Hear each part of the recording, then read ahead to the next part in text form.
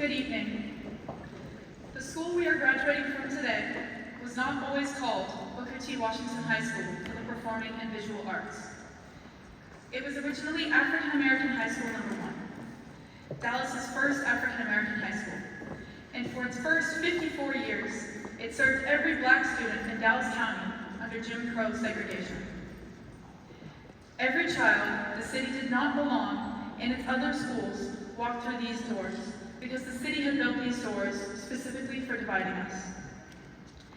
It became an arts magnet after the city of Dallas was sued for refusing to comply with desegregation orders exactly 50 years ago. Sued because the city would not, on its own, let children of different backgrounds learn beside one another.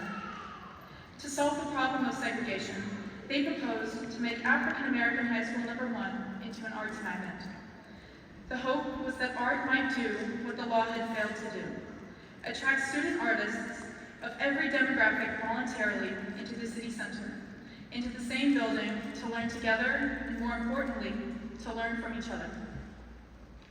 Think about what that means. The people who made this decision were not idealists. They were administrators under a federal court order looking for something powerful enough to undo what generations of public policy had built. And out of every option available to them, the thing they reached for was art. Not legislation, not punishment, not persuasion. Art. Because somewhere in the difficult debate about how to bring people together, somebody understood what every one of us in this room has spent 4 years learning. That art is the one thing humans innately have that consistently invites people to come together. The thing that humans make when worlds fail to address what we're trying to say. This is what our incredible faculty have trained us to become for 4 years.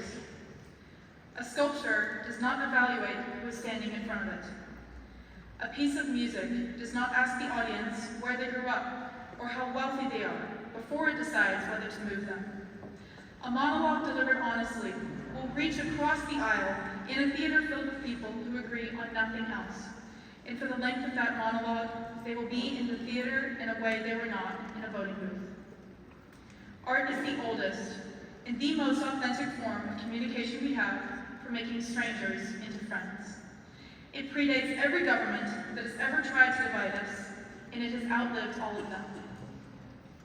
And we are the proof of it. We sat next to one another in hallways that were built, originally, to keep people apart.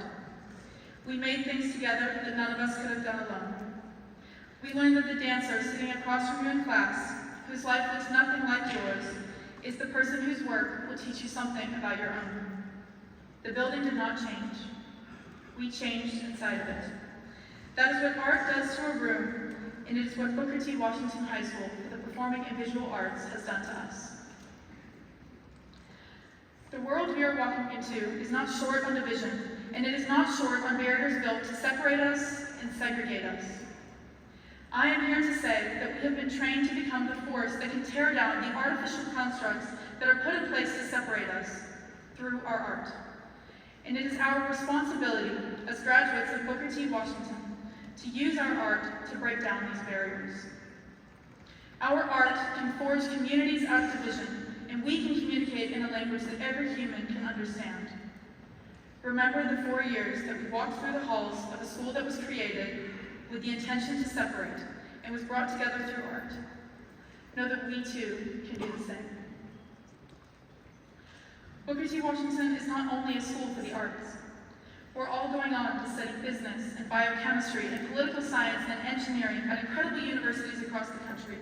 And some of us have elected not to go to college and will forge their own paths as they follow their own dreams. If you were sitting in the audience, wondering how a class of dancers and musicians and actors and visual artists end up scattering into every department of every type of university across America, the answer is the thing I want to tell you the most about this school. The reason we're all pursuing incredibly diverse fields is because our teachers and administrators push us to not study the arts in a silo, but instead to use the arts to broaden our knowledge. We are embraced for wanting to look for art in every facet of knowledge. We are supported and encouraged to pursue every interest we have. We came to Booker T because we love the arts, but we didn't graduate as only artists. That is what people miss when they think of an arts education. I'm sure all of us have definitely had to explain to people that yes, we do take regular high school classes. They think an arts education ends at the campus, or the score, or the stage. It does not. The discipline of making art is the discipline of paying close enough attention until you understand it well enough to render it honestly. That is also the discipline of science. It is the discipline of law. It is the discipline of building a company, or a theorem, or a bridge, or a community. The medium of what we will do changes, but the way that we interact with the world around us will not. When you look at this graduating class and notice that we are about to disperse into diverse fields, do not mistake that for a class abandoning what brought us here.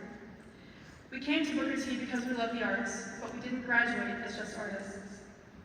We are not walking out of this building to trailblaze only the artistic world, but we are walking out to trailblaze every world we step into.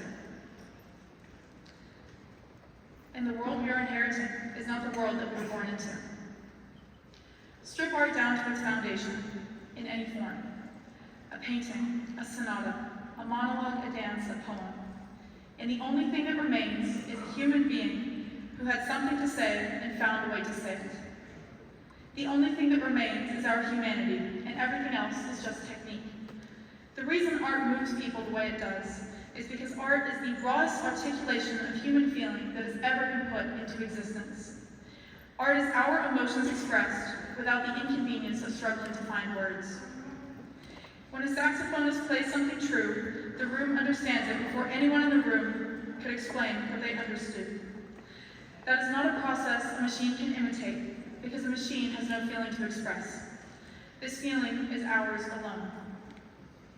Here's what I want everyone to remember as we leave Booker T. Washington. Technology can write us an essay if we wanted to.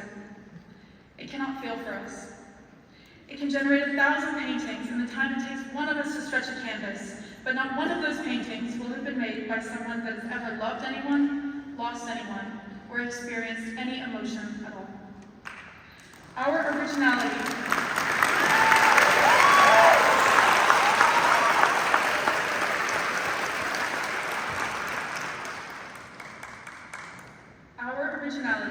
is not a skill we acquired at Booker T.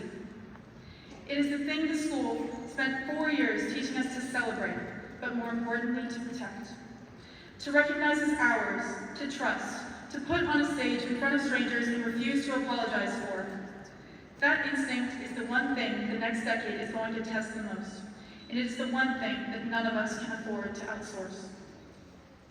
So as we step into whatever comes next, we have to remember what we learned at Booker T. Washington. The point of an artist is not to make the thing. The point of an artist is to be the person the thing came from.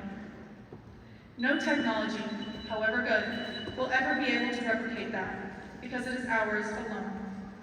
It was ours before we got to Booker T. Washington. It was cultivated by our faculty, administrators, staff, in the 4 years that we spent in this building, and it is what we are walking out with today. There is not one person employed at this campus, from Ms. Wallace and Ms. Jackson at the front desk, to Mr. Williams, Ms. Countryman, and Dr. Barrett in the front office, to our teachers, who do not dedicate every ounce of their being to helping us thrive at Booker T. Washington. I aspire to become like them. Their leadership is central to all of our combined successes. And I would be remiss if I didn't highlight how fundamentally important the counseling office has been to all of us.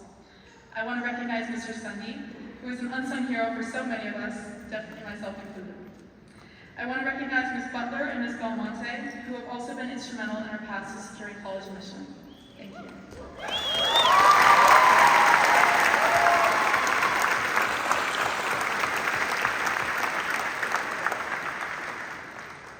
And finally, I want to say thank you to each of you.